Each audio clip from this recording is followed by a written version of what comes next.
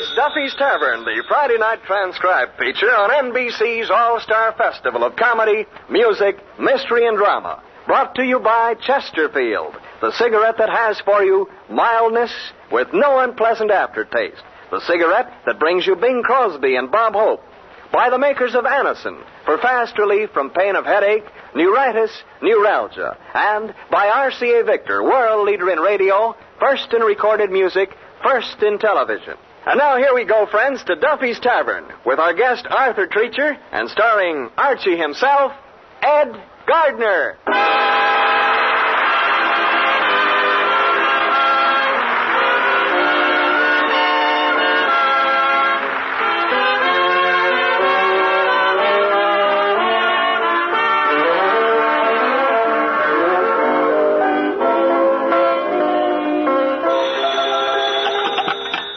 Duffy's Tavern, where the elite meet to eat. Archie, the manager, speaking. Duffy ain't here. Hello, Duffy. What's the matter? You sound like you got distemper. You heard there was a big fight here last night? Duffy, it was nothing. All that happened was, you see, at 12 o'clock, I went up to Swede Johansson, and I told him to go home. Well, you know, Johansson, he always gets cockeyed on one drink. Usually the 17th.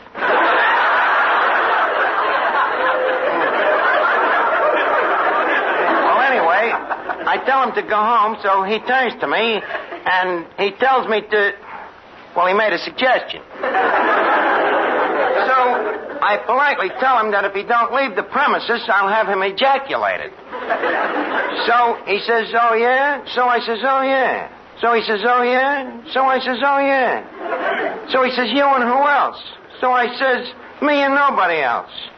You know, that Johansson don't scare me just because he has that wooden leg. Well, anyway, he unscrews his wooden leg, swings it at me, misses me, and hits Moriarty on the skull. So Moriarty, naturally thinking it was his wife who hits him, picks up a table and he belts her with it. Well, you know Mrs. Moriarty, she's the sensitive type, so she picks Moriarty up and flings him through the window. Well, while he's on his way through the window, Johansson swipes his drink. Now, Cleary, who was also grabbing for the drink, accuses Johansson of being a crook. See? And that's when the fight started.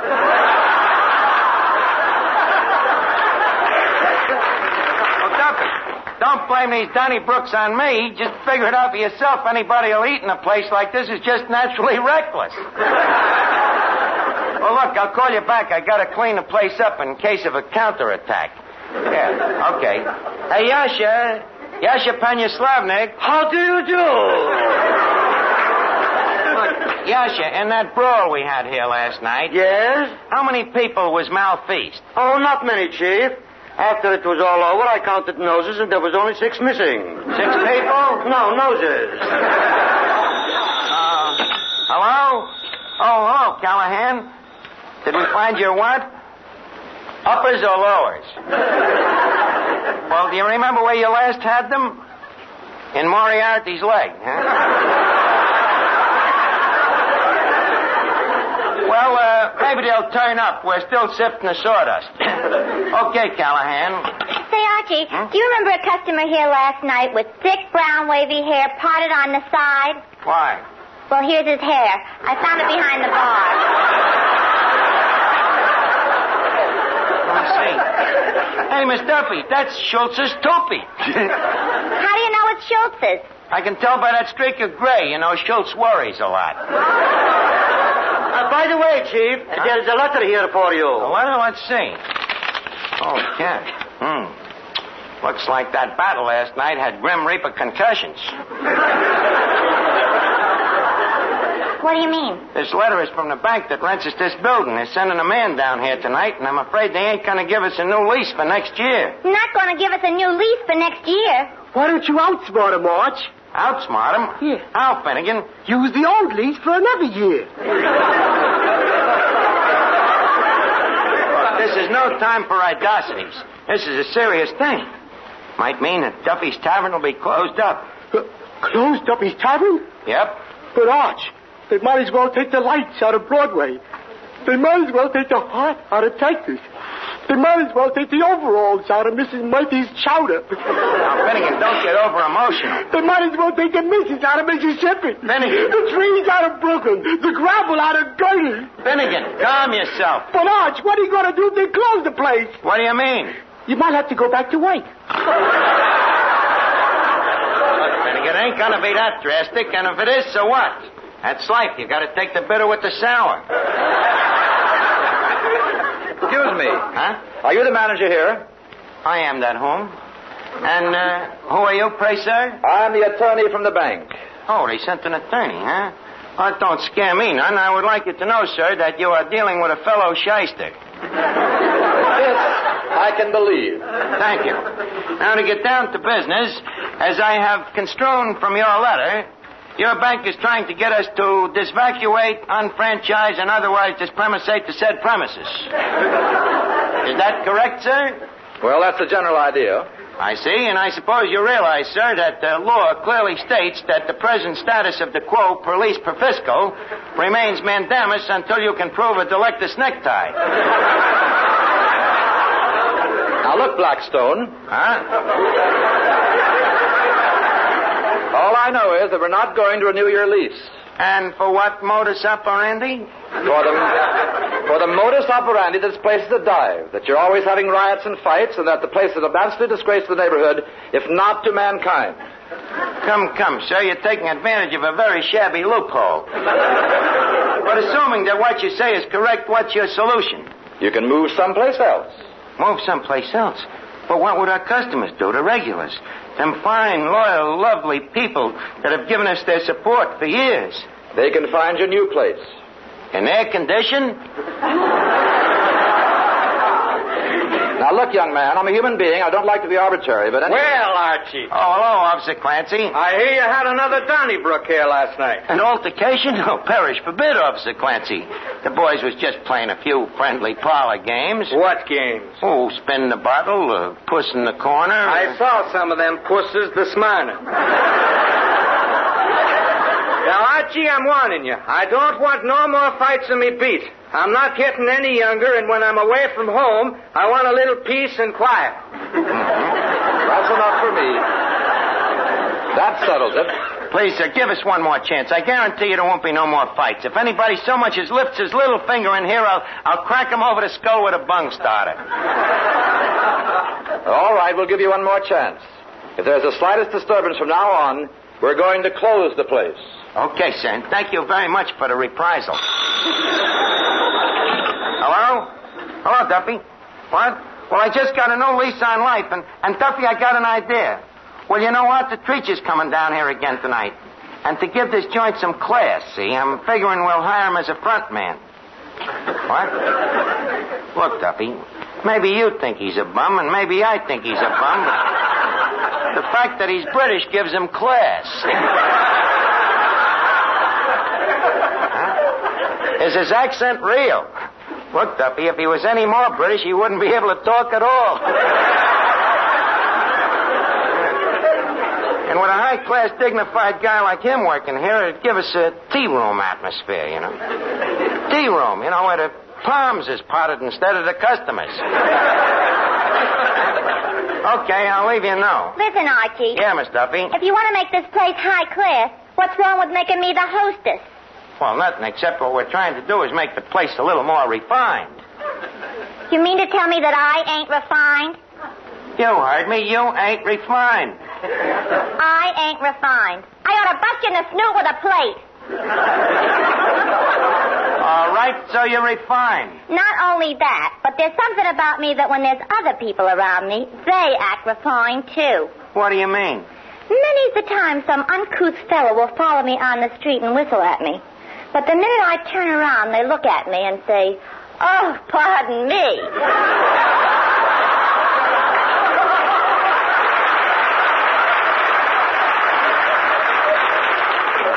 Miss Duffy, will you keep out of my business here with all this talk? Archie, I'm an American citizen, and Patrick Henry fought to give me freedom of speech. Okay, so go talk to Patrick Henry. Okay. The nerve of that jerk. Me, not refined.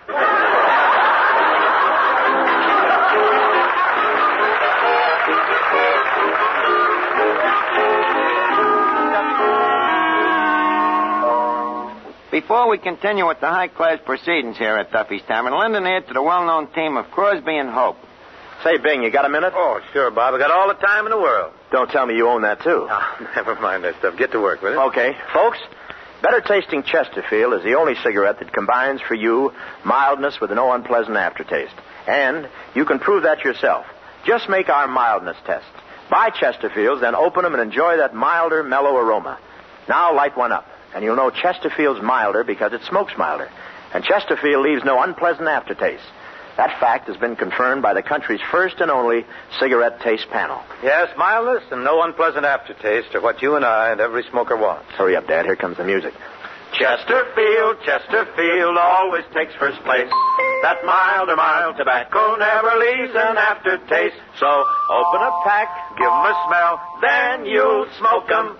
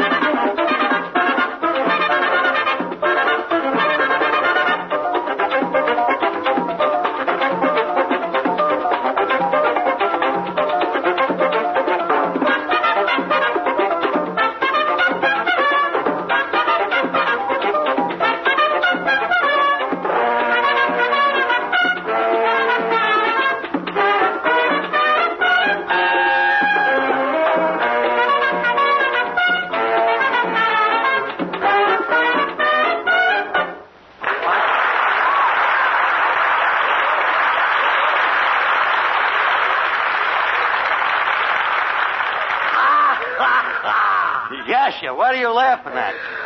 Such a funny joke a customer's just telling me. What's the joke? This will kill cockrum. What's the joke? You want to know? Yes, I want to know. Shall I tell her? Yasha, tell me, what's the joke? Well, one day a man goes into a butcher shop and asks for a job. So the butcher says, you want a job? So the man says, well, how much do you pay? So the butcher says, $3 a week. So the man says, I'll take it. So the butcher says, can you dress a chicken? So the man says, dress a chicken on $3 a week?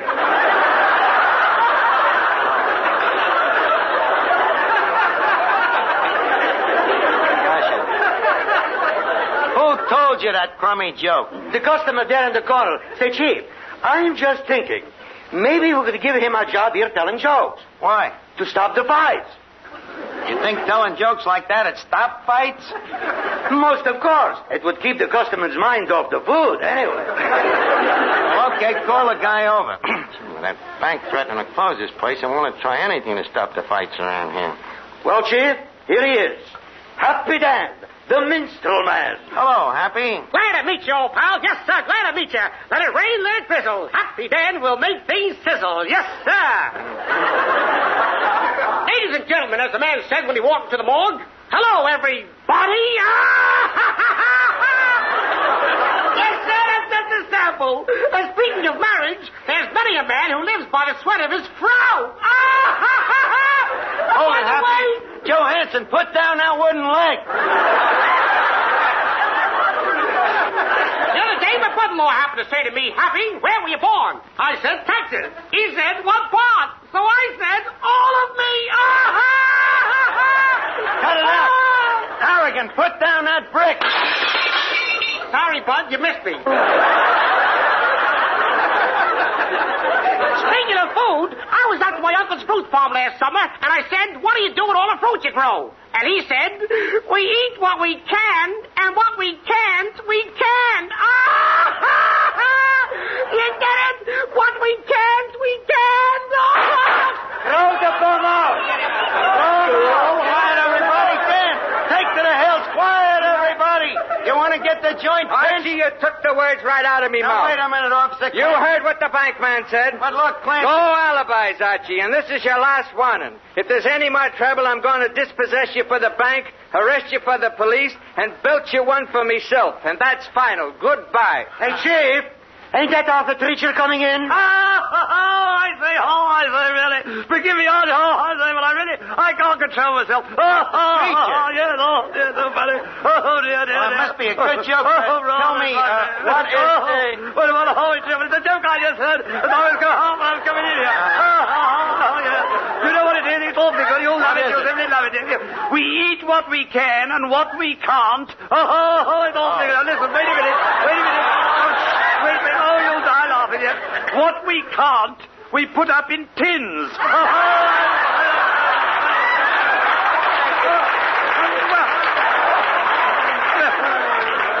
So you like that joke, too, yes, huh? Archie, yes. I find your American humor simply riotous. Well, anyway, I'm glad to see you again. You know, you was just here last week, and it ain't often that a guest repeats on us so soon.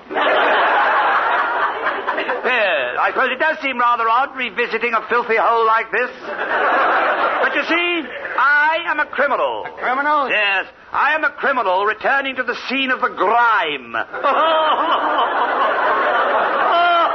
You see, crime, grime. Get it? Oh, it's awfully good. I got it, but it's too hot to handle. Look, Treacher, no intent's offended, but I think I like you better when you sneer. Well, that's jolly decent of you, old man. One might say that I built my sneer into a career. I say that's awfully good. One might, but leave us let one not, huh? Now, I'm glad you came down, Arthur, though. You see, I've got a proposition for you. Just a second, old boy. Isn't that Mr. Duffy over there? Duffy, where? Oh, no, of course not. It's the moose head. What made you think it was Duffy? Well, it was such a stupid-looking moose. I see your point, but confidentially, Duffy ain't got no antlers. Now, like I was saying... Mr. Treacher, would you please decide an argument between Archie and me? Now, you see, the question is... Miss Duffy, please. You keep your big fat yap out of this. The question is, am I or ain't I refined? Well, old girl, it's hard to say. I haven't had that question put to me since the Duchess of Kent slapped me over the head with a wet salmon. Mr. Treacher, are you inferring that I am or I ain't refined? He's inferring that you're a wet salmon. Now start swimming upstream and get out of here. Now look, Arthur, what I started to say was we want to class up this joint, and I figured with a dignified stuffed shirt like you, acting as a front man... Now, just a second, old boy. You want me to be the Boniface of this costermonger's caravanserai? Vaguely, just the point, yeah. And with you here as the head costermonger, it won't have to be such a canveransity, you know? So what do you say? We'll pay you 3 bob and tuppence per fortnight, and we'll guarantee you absolute authority. You're the complete boss of the pub. I'd be the boss? Absolutely. You can kick the rest of us around all you want. The situation is beginning to sound very intriguing. Thank you. When do we start? Anytime you want. Very well. Turn around.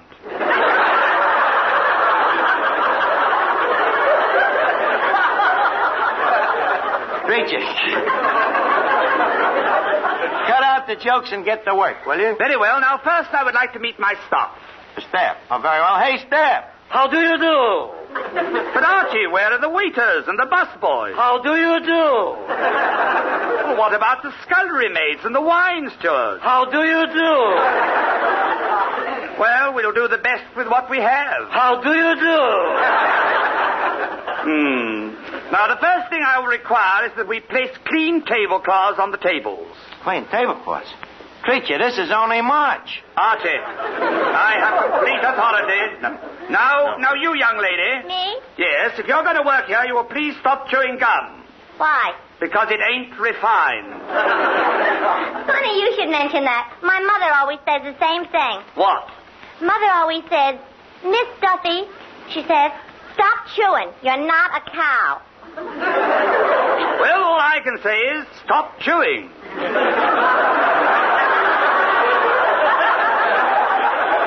Archie? Yeah? Get a pail and mop. A pail and a mop? Yes, and scrub the floor. Me scrub the floor? Holy cat, I'm afraid I've created a frankenfurter. But Arthur, it shall be done. Tanya Slavnik? Yes? Get a broom and sweep those cobwebs off the ceiling. Sweep the covers off the ceiling? Yes. Who goes near the ceiling?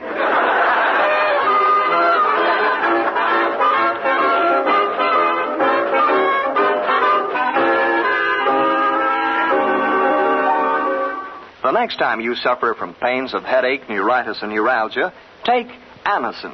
You'll bless the day you heard of this incredibly fast way to relieve these pains. Now, the reason Anacin is so wonderfully fast-acting and effective is this. Anacin is like a doctor's prescription. That is, Anacin contains not just one, but a combination of medically proven active ingredients in easy-to-take tablet form. Thousands of people have received envelopes containing Anacin tablets from their own dentist or physician, and in this way discovered the incredibly fast relief Anacin brings from pains of headache, neuritis, or neuralgia. So, the next time a headache strikes, take Anacin for this wonderfully fast relief. Anacin, A-N-A-C-I-N. Anacin comes in handy boxes of 12 and 30, economical family-sized bottles of 50 and 100. Get Anacin at any drug counter.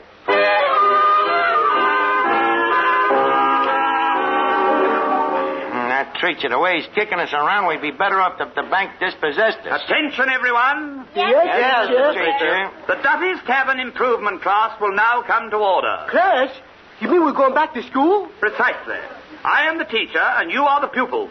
Now, I notice that the spelling on the menus is atrocious. Archie, how do you spell filet mignon? Simple. F-I-L-L-Y. F-I-L-L-Y, that's a horse. At Duffy'S Tavern, you take what you can get. Next question, please. How do you spell hors d'oeuvre? What's that? Hors d'oeuvre. Arch, I think that's them horses' doobies. Oh, that's the same thing. F-I-L-L-Y.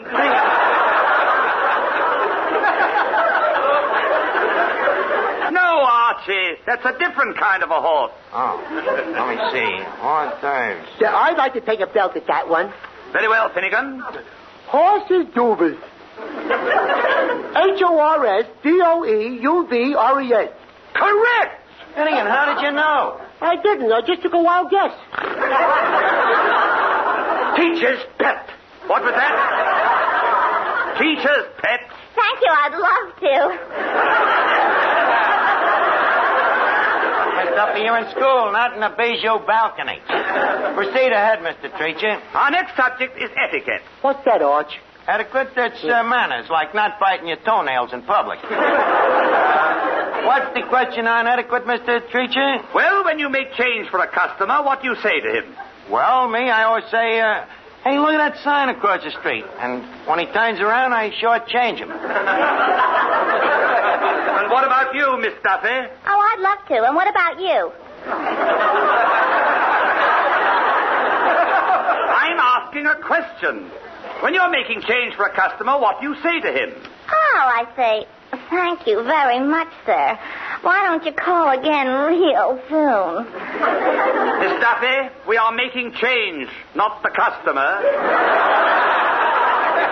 Now, Yasha, Tanya Slovnik. How do you do? When a customer gives you a tip, what is your response? When a customer gives me a tip, I am bowing my head and saying, new here, ain't you? Just a second now, Treacher. You're supposed to be the front man here. Now, leave us ask you a question. What would you do, for instance, if a high-class customer like Machine Gun Van Smythe or Deems Taylor walked in? How would you greet him? Well, I think it would be appropriate to tell Mr. Taylor that I admired his commentary on Beethoven's Fifth. Beethoven's Fifth what? His fifth wife, you jerk. You are thinking of Henry VIII. That's a symphony. Okay, so it's a symphony. What's that got to do with Deems Taylor? Which Deems Taylor? The fifth or the eighth? Beethoven's eighth. Please. The class will come to order. Hey, teacher, I just made up a poem. What's the poem? Swimming in the river, rowing in a boat. We got a teacher that's a skinny old goat. Finnegan, I heard that. Archie, hand me that bun starter. What are you going to do? You'll see. Hold still, Finnegan. Oh! Hey, Treacher, watch out with that bung starter. And here's one for you, Panya Slobnik. Ouch! Oh, I say, that was a jolly one. Treacher, what's the matter with you? What's got into you? Johansson, put down that one leg. Halligan, put down that chair. Hey, Kelly, put down that beer bottle. What goes on here? Officer Clancy, you stay out of this. Archie, I warned you about these fights, and this is the last time that I... Hello, Duffy. He's out. Oh, it's a very quiet night here, Duffy. What are you doing tonight? Going to the movies, huh? Well, Duffy, if you're on your way to the movies and you pass a saloon with a for rent sign, grab it. Quick.